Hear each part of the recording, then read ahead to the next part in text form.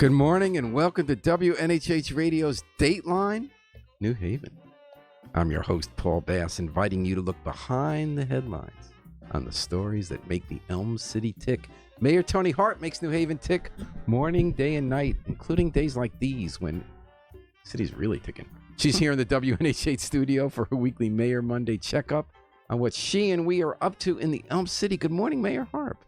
Good morning, Paul. How you doing? Good. How you doing? Harp Women Warriors are in the house. I was looking on Facebook. If you have a question for the mayor, feel free to pop it to us via Facebook Live. Now, New Haven, you got to come out. We had the mayor of Hamden. We had the former mayor of West Haven. Flooded us with questions. It's your turn now to ask your mayor your questions. And you can go to the New Haven Facebook page, New Haven Independent Facebook page. Okay? And then you'll see the video right there. Thanks to Gateway Community College, Bertram Moses PC for providing financial support for today's program. So, Mayor Harp, the big question is, how was the wedding? Oh, the wedding was beautiful. It was a beautiful day. It was cool and a little windy, but and it was outdoors. So it was really nice. It was in a place called Amelia Island in Florida. So it was a destination wedding, and it was. And whose wedding was it? It was my baby girl's wedding. And her name's Jamil, and so it was her wedding. And my husband, before he passed away, one of his biggest regrets, because he knew he was passing away, was that he hadn't lived long enough to see the kids married and settled. And so much of what we did, we reflected back to Wendell and to how happy he would have been to see his. Used to call her his baby girl and his little princess, to see his little princess married and settled. And so now 2 down, 1 to go. But it was 2 down in the last year. Yeah, almost a year and a half. Yeah, and so they're getting busy. Getting busy, But it was a great time. All of the aunties from all over the United States, Chicago, California, came. Cousins from Washington, D.C. area, and from up in Massachusetts came. And then my daughter is an OBGYN, and so and she went to UConn School of Medicine, and so she made a lot of friends. And so her girlfriends from medical school all came, and so it was really nice. Seems like, I know college is a bonding experience. I'll bet medical school, given the pressure, the long hours you work, and then when you do your rounds, I bet those are relationships that are real tight. They're really tight. They really last. And they last, these have lasted for years. And so, as a matter of fact, one of the young ladies that she went to medical school with was born on the same day at the same hospital as she was born in. It was March 15th at Yale New Haven Hospital. And then they didn't meet each other until medical school. And since medical school, they have been best friends. And she just got married last year. So. Wow. Okay, that's the cycle, I guess. It's a cycle, yeah. And so what's the part of it? What touched you the most at the wedding? What was the moment? It was really just seeing her and my son come down. And then my son and I, they asked who gives this women to be wed, and so to be able to say we do, I that made me feel really good. Cry? Why? Because no, cry. Oh, I cried. After the day after, she brought me a little plaque about moms and how important moms are to daughters. I cried then. And I cried when I thought about how beautiful she looked, and how I hoped that my husband was looking down and saw that, that he did a good job, like that she's settled, starting her own family. And I forget which daughter it was who spoke at your husband's funeral, but my favorite story by far at the funeral was about how he used to take both daughters to the track at Hill House to run. Yes. And he'd say to one of them, "Hurry up, she's beating you, hurry up." And then the other one come around, "Hurry up, she's beating you, you're going to let her beat you?" And she'd say, "I was trying to figure out, did he want me to win or her to win?" Now the other one's got to hurry up and get married. Right. She's beating you. Yeah. And then did you do Easter too? Because that was Saturday, correct? That was Saturday. And Sunday, we were traveling, but we had breakfast together, and my cousin's husband, who officiated, was the minister, and he sort of prayed over us very well. So What good. is, I know Easter technically is about Jesus rising that day. I know there are people like in Judaism and Christianity, there are a lot of secular people who it's about family and the big meal. What was Easter about for you? Well, I think it was, I grew up in the Baptist church, Calvary Baptist Church, and one of the things that we did for Easter, this is going to sound very crazy, probably, but It we takes a pretty always, high bar to be crazy and about religion, religious observers. Everyone's got their own. but we had to do what we called pieces. That's what they call them in the black church. So all the kids would have to. It was a very long service, and all the kids would have to get up and recite poems that they were given that related to either spring or to the resurrection or some Bible verse, and so that's what we would do. But what I thought was crazy is that we all had on our Sunday very best, our little hats and our little stockings, and we were up there trying to remember our pieces. And half of the time we'd forget half of them, and the parents were coaching us. It was a lot of fun, and it was something that I guess you just take with you. I always thought that the reason that I am somewhat nervous when I speak, but I could be much more so if it were not for those pieces that I did on Easter Sunday. Well, religion does that for the kids, right? You know? You get some poise, you speak in front of a group. Right. Yeah. And then, Easter and Passover come at the same time. They're obviously related holidays. And I do believe that religions grafted their holidays onto the calendar to match what was happening in nature, either Oh. to take over pagan holidays and claim them, or to get you in touch with your world. I mean, you talked about Mhm. spring. Spring is a huge part of Passover as well. And it's time to when you start seeing the blossoms and, the change of seasons. No, it is. And there were blossoms coming out this weekend. It was beautiful. It was really beautiful, and Rabbi, I went to Northampton with my daughter, and the rabbi there was talking about that, all the blossoms you saw. yeah. And I know I was talking to someone who was saying this was just 2 weeks ago. Although I saw the buds on the trees, she says, there are no buds. It's spring is light. I said, no, no, no, they're coming. I trust me. Okay, and this is a So- segue way off. Every year in Wooster Square, they try to get in touch with the secret master of the season to time the Cherry Blossom Festival to go with when cherry blossoms blossom. So it used to be May 1st. Mhm. I know it used to be in May, and then every year the blossoms were blooming by mid-April. So this Sunday, I believe it is coming up, we have the Cherry Blossom Festival. Let's root for them to be in full bloom because it is quite beautiful. I know, it's so beautiful. I think it will actually. I think And that's what's so great about New Haven. New Haven has such beautiful flowering trees, and almost for every season, because in many respects, even in the winter, the beautiful trees that are bare and the way they almost look like art.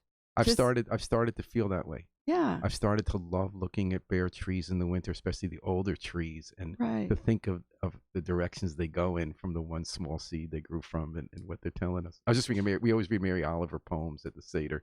Oh, And okay. there's one about always in touch with nature and, the snakes shedding their skin and the new season, but also how the trees reflect the light and watch there, and they beckon her to stop and watch that and to think about that's our role too, I to know. stop isn't and it? reflect the light. Yes.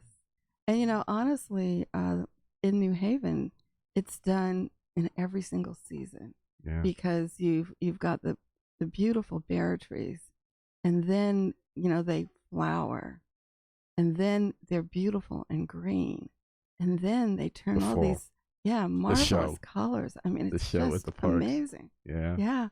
So do you want to, there's a question here that'll bring us so down to earth. It's like a crash. Ready? Oh, okay. From the trees and nature and all that. Courtney Sherrill asks, why are there major potholes around the city, excluding the Yale area? Well, they're there too, but it's because of our weather. One of the things that we've really got to think about, and it's the good thing about New Haven, it's also the bad thing about New Haven, but our weather changes so much. We go from sometimes in a week from being warm and above freezing to being below freezing. And so it works. The streets and the material that the streets are made out of as we drive on them, and it absolutely tears the streets up. And then we end up having to spend the rest of the year when it gets warm fixing that. But it's because of our weather. And you have a whole system about it. I Yep. know that you have the committee of alders The who RAC. divide up the city, what you need in each place. What's it called again? RAC. RAC? Mm-hmm. RAC? Yeah. Resource, allocation committee. Not as lively as RAC as a name. Is it true what she's saying that Yale gets fixed more? No, it's not true. As a matter of fact, one of the things that we did, because years and years and years ago, it was pretty political whose streets got Right. I remember fixed. that. And so the alders came up with a way of allocating. That's why they call it the Resource Allocation Committee. And it's comprised of 2 alders and 2 of folks from the city. And what we do every 5 years is that we rate the streets and we rate the sidewalks. And those that have the worst rating get done first. And I saw new sidewalks being put up on Edgewood Avenue today on my way in Yeah. the Edgewood neighborhood. Kamari Cooper says, good morning. Good morning, Cooper. Thanks for listening to Mayor Monday, which everyone's listening to. Walter Timothy Bailey says, we are truly blessed to have a great mayor like Tony Harp. Is that the Bailey family that Deirdre was in Oh, New yes, Hallville? yeah. Mhm. That's a great family. I always miss Deirdre. Anyway, Yeah, wonderful young lady. You're listening to Mayor Monday, WNHH-FM 103.5, live streamed at newhavenindependent.org. So we came down to earth really quick from trees and Easter and weddings to potholes. That's what the show's about. Yeah. The big story last And night. like the really great thing about potholes that, has just happened over the past 5 years is that we've expanded our capacity. One, I put more money into doing our streets. But what has really expanded it is that when I became mayor, the folks at Public Works said, we have the capacity to do some of the streets ourselves, but we just haven't been doing them. And would you let us do them? And we'll still contract out as much as we normally do to get the streets done. But then we would like to add to that capacity by doing some of that work ourselves in-house. And so that what you'll see is a number of, we're able to do a lot more because we do it in-house. I had the pleasure of riding with Orchard Street with one of your crews doing Oh, that. yeah? And it's almost like they're painting when they got the tar Yep. that they put in to fill the holes. No, and they kinda really fun. enjoy They hop out and do it real and quick. yeah, they love doing it. So that's the other They thing. take pride in it. So the big story this weekend, Mayor Harp, Sunday night, the Stop and Shop strike. Oh, and Kevin Ashley Pickern says, thanks, Mayor Harp, for your help with Stop and Shop. We are back to work. Kevin, I'm glad you're back to work. And if you want to write back, you might want to tell us how you feel about the strike, if you think it was worth it, and what you do at Stop and Shop. I want to talk to you a little bit while about that strike, because you were on the line. You went out there and you marched with the picketers. And I'm still trying to figure out the strike. It was a very interesting strike. Mm-hmm.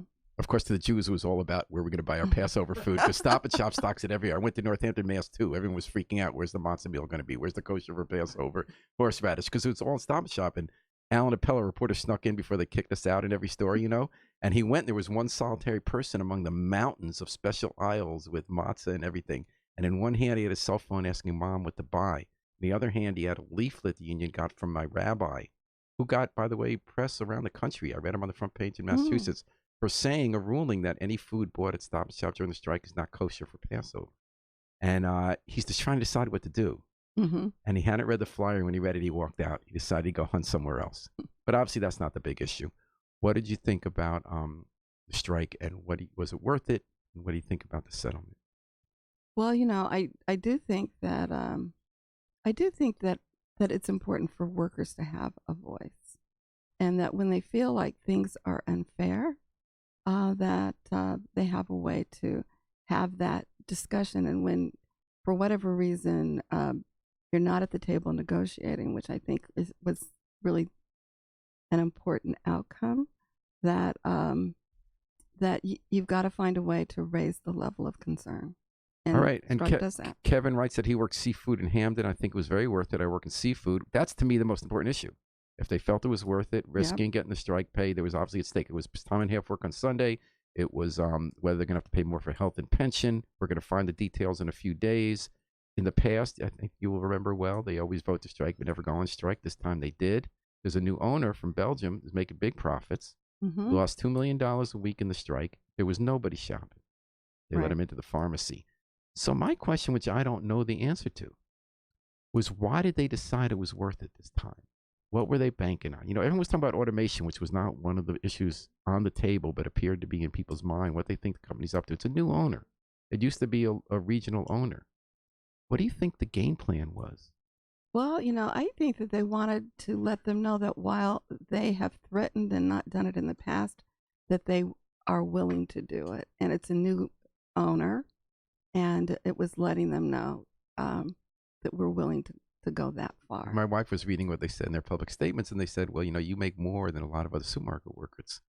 And her response was, well, it's because we have a union. That's why we have a union. You don't get paid very much. Even with the union, they're making $500, $600 a week, a lot of these people. Mm-hmm.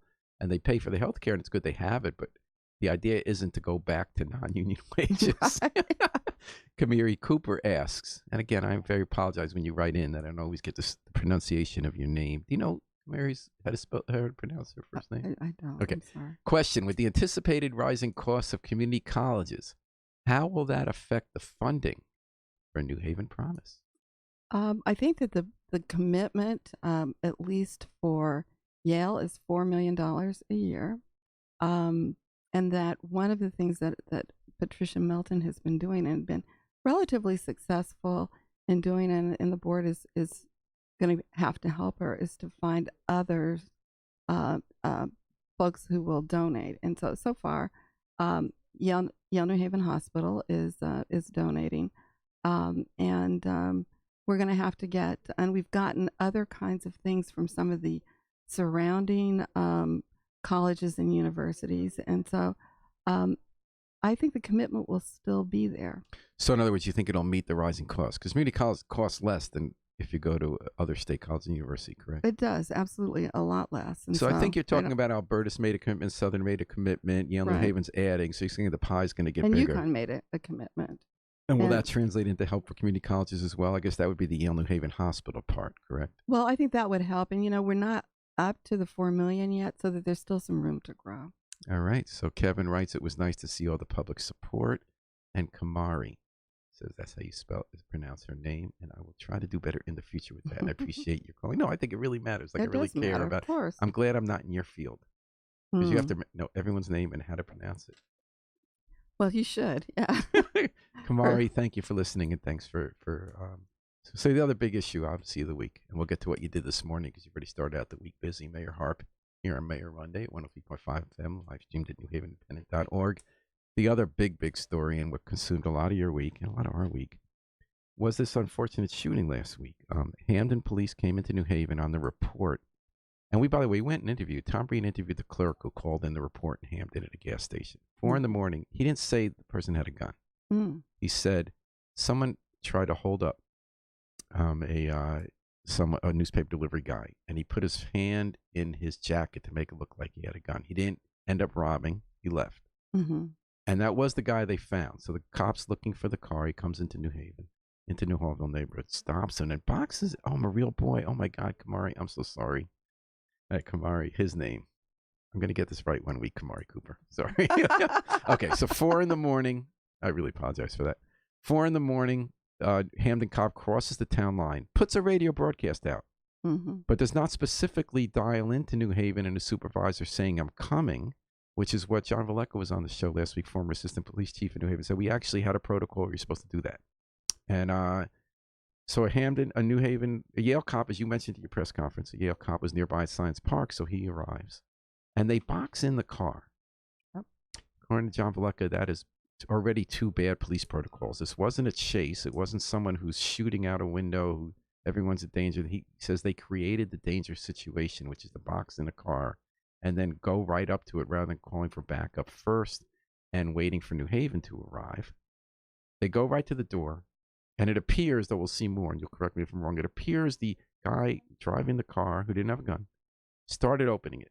And these bullets start going out. Once one cop shoots, the other cop shoots. So the Hamden cop fired first, apparently.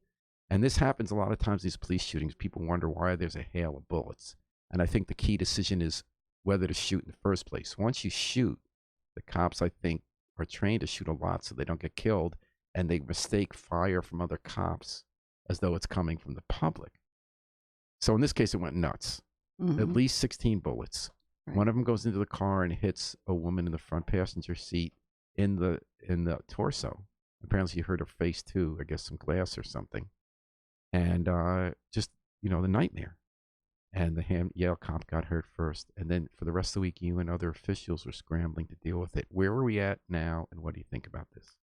Well, my understanding is that later on this afternoon that they will release the video that they have.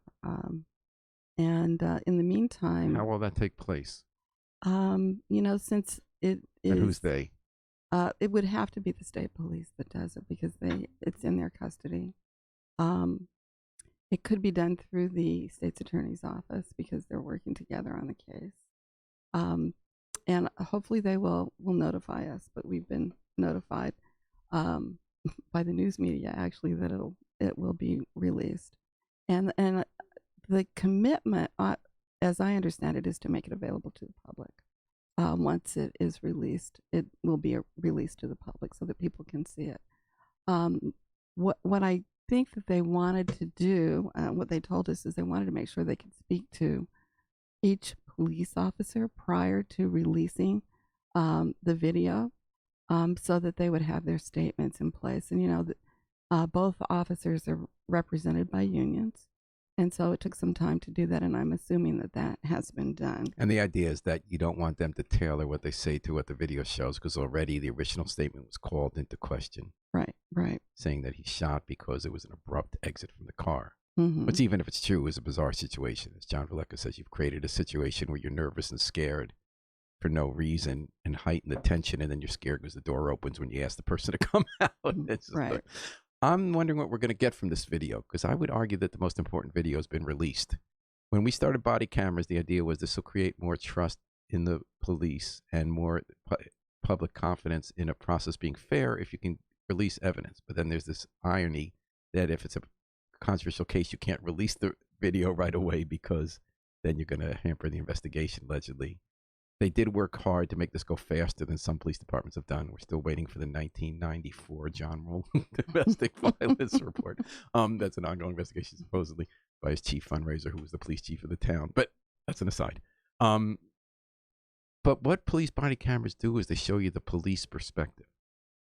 So if it's true that the Yale cops camera didn't come on to the middle, so we don't know when that came, we're really not going to see what the Hampton cop was doing. But we do see, fortunately, because of the surveillance video that went public, and immediately helped us understand that this was probably a horrible shoot, because they show him kind of crouching, moving forward. You don't see anyone shooting at him or coming at him, and all these bullets fly. So really what we're going to learn, I think, is the actions of the driver. Probably. And, as someone pointed out to me, it all depends upon the direction that the film is filming. You see something one way if it's filmed in a certain direction at a certain angle, and you see it another way if it's filmed at another angle. And I think that having the different angles of the film will put together a more complete story. And a of second what cop happened. is important, because if the main actor is the Hampton cop's video doesn't show the Hampton cop. Right. It would show the scene, but it wouldn't show the Hampton cop. Do you think that there was a call by Justin Elicker this weekend to have the state's attorney removed from the case because he works with the cops, that in other cases has gone out of district? It turns out the Hampton cops actually work with the state's attorney in Meriden, not New Haven. But So he didn't know what he was talking about. Yeah, but the Yale cops do. Yeah, that's what someone said. But the Yale cops do work with this guy. So he still does have to work with the Yale cops. But you know what? He works with our cops. But honestly, it's the state police that will be making a recommendation. And as far as I'm concerned, I think that we've got to do what is normally done, because if we veer from that, there are going to be folks who are going to say that it's been unfair on on both sides. And so I guess I disagree. I have no reason to believe that the relationship with the Yale Police Department is going to color Mr. Griffin's point of view. I have no reason to believe that. And he has to work with them on other things as well. So I just don't see this as much of an issue as has been brought to our attention. And what if we ended up having the state's attorney from Waterbury? I'd be very concerned about that. They don't know us there. Okay. Kevin Ashley Pickering writes, police come into these parts more often than just the police and get to know people for who they really are. If they did, the world would be a better place. Thank you, Kevin. One Jackie, of the things that we got the mayor of Hamden to say is that, one, on our daily intel meetings that we have in New Haven, that Hamden would actually attend those meetings, which they hadn't been doing for a while. And two, that for the New Hallville and those, but particularly the New Hallville management team, that they would start attending those, and that they would, to the degree they can, given the size of their police force, that they would try to work with the communities, because we're one community. We're one community. That's a fake border. It's a fake, absolutely. And that they will start to participate in community management teams, answer questions, and try to make it a seamless situation in terms of the work that they do on both sides. Well, and the other thing is that what we are also doing is working. We have general orders that define how our police behave and act. And what we want to be able to do is to have an agreed upon manner in which Hamden will come into our town. Right now, there really isn't a solid agreement. We have solid agreements, procedures, and protocols with Yale. We do. And what we need to have, and we'll be working on with our Corp Council, is a solid memorandum of understanding about what happens when you come into our town. For too long, people have complained about the way Hamden police come into our town and really don't act in the same culture as our police officers act. Jackie Denby writes, thank you, Mayor Harp. Is the mayor going to rescind the right for these police to cross over to New Haven? How much liability does New Haven have for giving these municipalities ability to come to New Haven? And why did the police take the whole video machine and just not the tapes? Jackie, thank you for your questions. I'm not quite sure what the machine and the tapes are. Well, I think it's the taping apparatus was taken out by the state police. And what gives adjacent or communities the ability to pursue into another community is state law, so that New Haven can't say, no, you can't come into our town. Right. It's state law that enables that. All right. So in other words, it's got to happen. The question is, what are going to be the rules of engagement? Exactly. All right. And the rules of engagement are that you're listening to Mayor Monday on WNHH-FM, 103.5 FM, live streamed at newhavenindependent.org. And thanks, folks, for all your questions. Any other thoughts about the shooting? The lawsuits looming from Paul Witherspoon. Fortunately, New Haven's not in the crosshair this time. Well, honestly, we could be in the crosshair. Why? We weren't even there. Well, but it happened in New Haven. And so, people sue everybody. And so I feel so mixed about that, because I'm with Ralph Nader that it's so important to be able to sue. It's so important if companies like Boeing put chewing gum, which I can believe that really happened, with a part, and then it falls and people die. But I also worry about how we're such a litigious society that it drives up the cost of doing business and too often prevents institutions, especially government, from making some good decisions because of the legitimate fear of a lawsuit. Well, I've been talking to Stephanie Washington's lawyer. Actually, it's Wynn Smith, former Smith. state senator who served with you. That's right. We served together in the General Assembly. And he's been keeping me apprised of her condition. She's doing very well. And was she also hit in the face? She was grazed. She was grazed. Yes. Was it glass? No, it was a bullet grazed her face. Wow. And police were telling me they thought it was glass and one bullet in the torso. Yeah. In my discussions with him, he said she was grazed by a bullet on the face, and he actually said it was in in the back of the leg. So who knows? I'm not the doctor, so you can't really say. But she's very resilient, and from what I gather, is mending well. How'd you feel being the mayor at that moment? You don't control the Hampden police. You don't control the police. This thing happened in your city, and I mean, amazing Thursday night, overnight, 7 hours, streets were blocked, hundreds and hundreds of people. These pictures are amazing that Tom Breen published on Friday morning of by Alexion and Co-op and 300 George. You had all these just wall to wall people in the middle of the night blocking the streets and being so concerned about this. Well, I think the important thing about New Haven is that people are concerned, and they want justice, and they come together to in a movement to let folks know that justice is important to people in this town.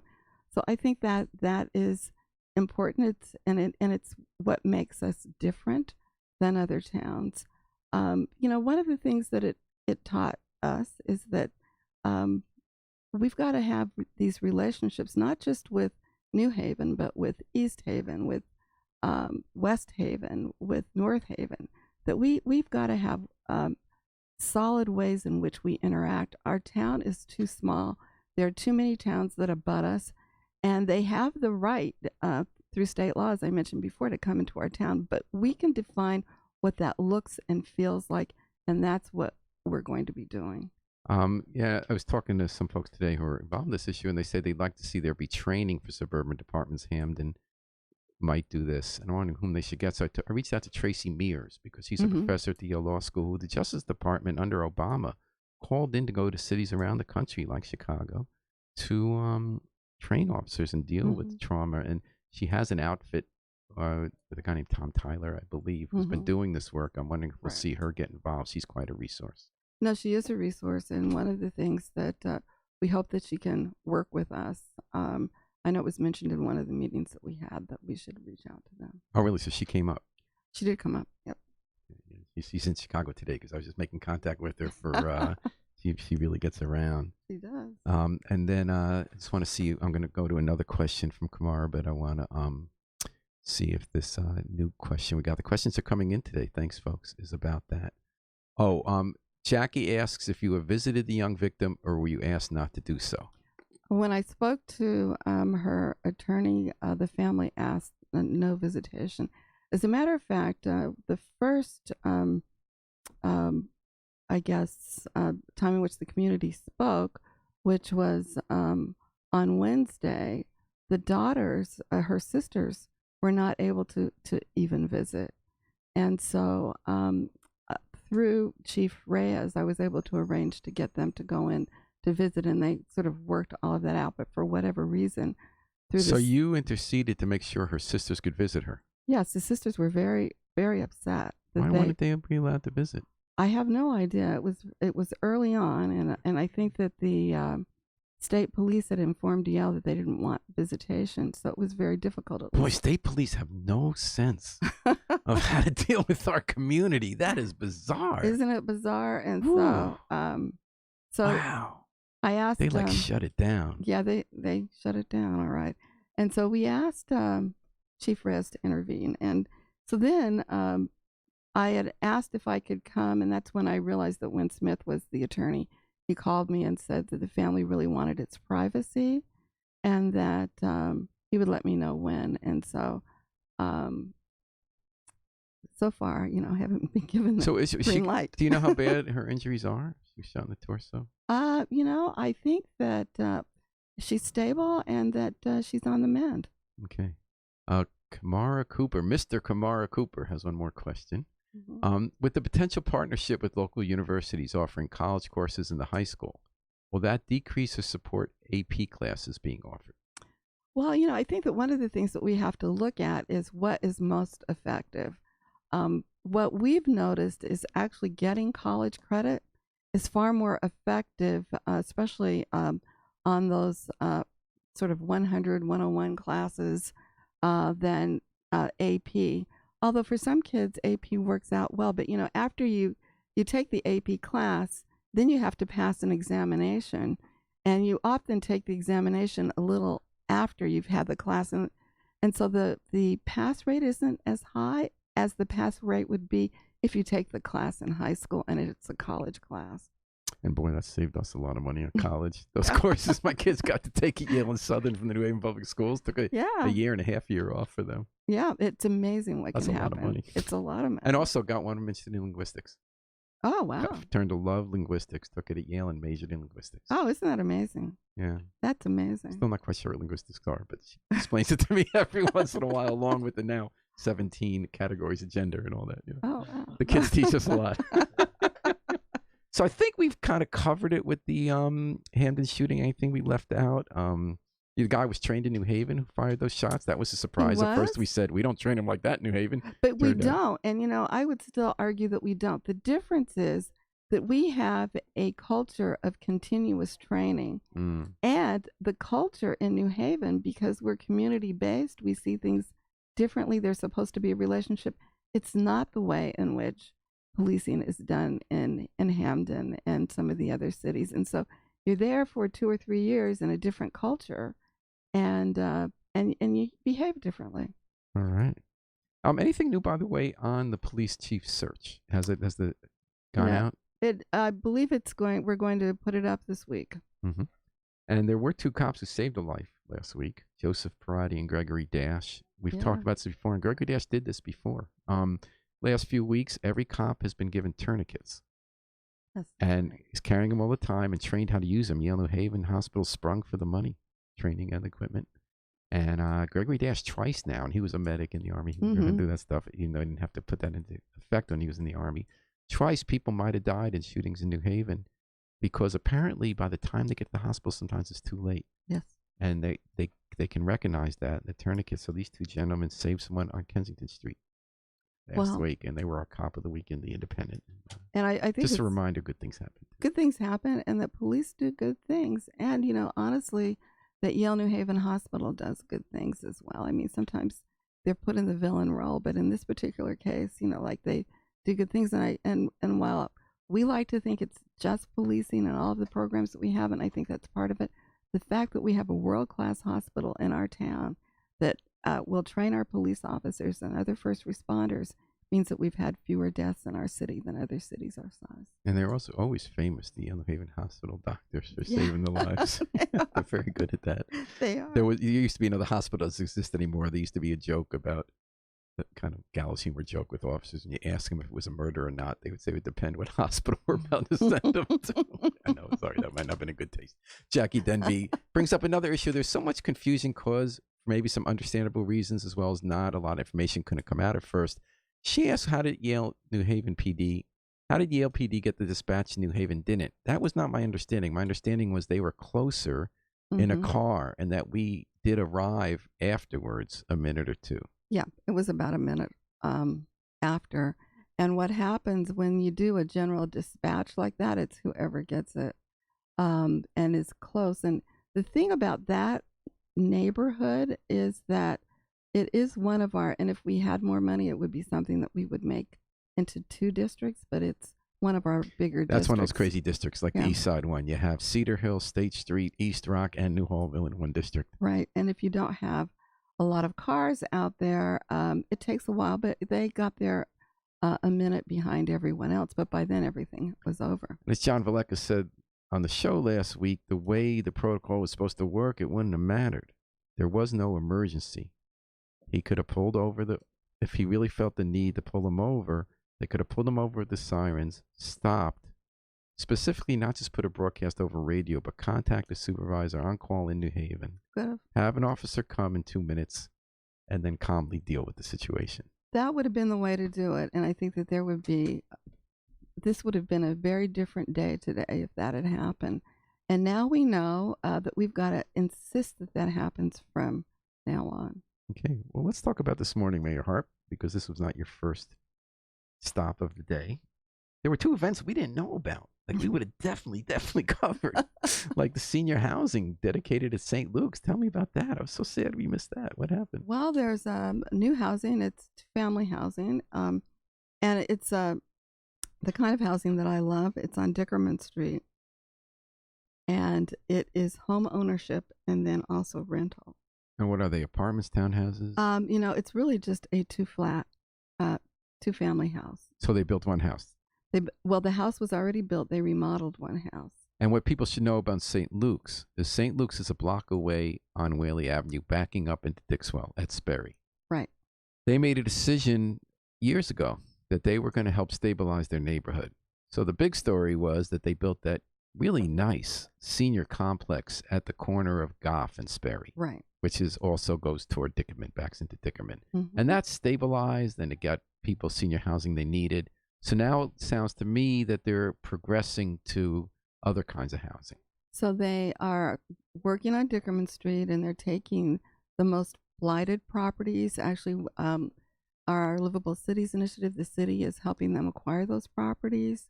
And so the first one that they've acquired is at the beginning of Dickerman Street, and it will be home ownership and rental. And whenever you have that combination, you stabilize a community. Because the owner's stabilize. there, Yes. and you have rental housing. Yes. So you're saying this is going to be the first of a series on that long one block. Well, that's what they hope to do in the future. Excellent. They have the plans. And was the mayor of Dickerman Street there? and who is that? Ruth Henderson. I didn't see Ruth. She's but still around. She's she elderly, is. but she's always sort of been the mayor of Dickerman Street. But Frank was there. Frank Douglas, the alder, was there, and a number of people, folks, were there from neighborhood housing. So they have some folks who want to purchase the property all lined up. Excellent. So Excellent. It's great. The work they do is amazing. You also went to a kickoff we didn't know about National Architecture Week at Ives Memorial Library. What was that about? Well, it's National Architecture Week, and so a number of folks who are part of the AIA, the American Institute of Architecture, I think, in That the sounds state, are having a meeting here, and part of that meeting is celebrating National Architectural Week. Which is a subject dear to your heart. It is, and when you think about the beautiful architecture that we have here in our city, and you can almost look at every sort of like architectural theme exists here, and it's almost like an architectural museum.